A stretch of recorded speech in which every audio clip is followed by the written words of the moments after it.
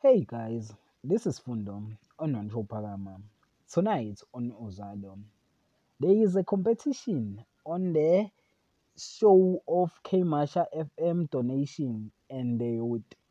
A ministerial man makes a jewel dropping donation while Kapsile rejects the advice of persistence Mtambisi.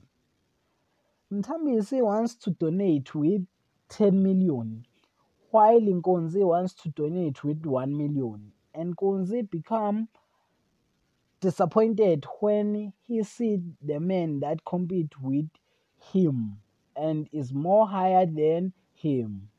Commissioner Stolle tries to estimate Konzi while Nosipho is forced to confess her past infiltrations. And Nosipho tell Pastor Kwala that he slept with Mondli. And it seems like Pastor Kwala got disappointed when he get that past of Nosipho. That is for tonight. Thanks for watching. Don't forget to like and comment and subscribe. Therefore, thanks.